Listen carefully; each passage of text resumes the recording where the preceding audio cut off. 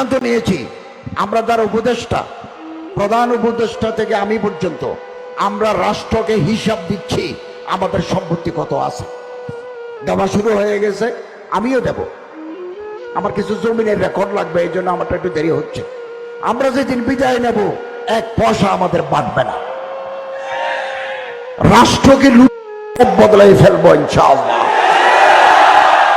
আমরা সিদ্ধান্ত নিয়েছি, আমরা যারা উপদেষ্টা, প্রধান উপদেষ্টা থেকে আমি পর্যন্ত, আমরা রাষ্ট্রকে হিসাব দিচ্ছি আমাদের সম্পত্তি কত আছে। দেওয়া শুরু হয়ে গেছে, আমিও দেব। আমার কিছু জমিনের রেকর্ড লাগবে, এই জন্য আমারটা একটু দেরি হচ্ছে। আমরা যেদিন বিদায় নেব, এক পয়সা আমাদের বাঁচবে না।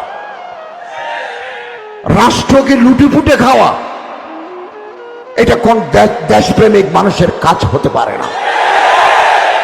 আমরা এটা দৃষ্টান্ত স্থাপন করতে চাই যে আমরা রাষ্ট্রের টাকা চুরি করব না, দুর্নীতি করব না।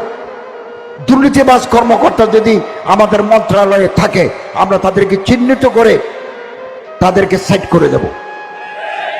বিগত দিনগুলোতে কলেজে Islamic studies of Darasatul Islamia permission দেয় নাই।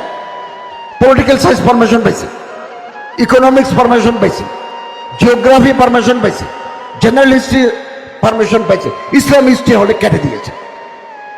বদলাই ফেলবো, সব বদলাই ফেলবো ইনশাআল্লাহ।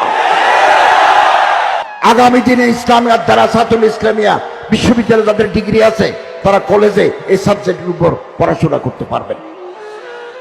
ঢাকা বিশ্ববিদ্যালয়ে মাদ্রাসার ব্যাকগ্রাউন্ড দেখলে তাদেরকে ভালো সাবজেক্ট দেওয়া হতো না, অথচ ভর্তি পরীক্ষা তার 1 নম্বর। বারবার এই গ্রুপ, ওই গ্রুপ, খ গ্রুপ, গ গ্রুপে মাদ্রাসার ছাত্ররা ফার্স্ট, তাদেরকে ঢুকতে দিচ্ছে না। এমনকি একজন প্রফেসর প্রকাশ্যে বলেছেন, আমরা ঢাকা বিশ্ববিদ্যালয়কে মাদ্রাসা করব। আমি তো বলি, ঢাকা বিশ্ববিদ্যালয়কে মাদ্রাসা করলে অসুবিধা কি?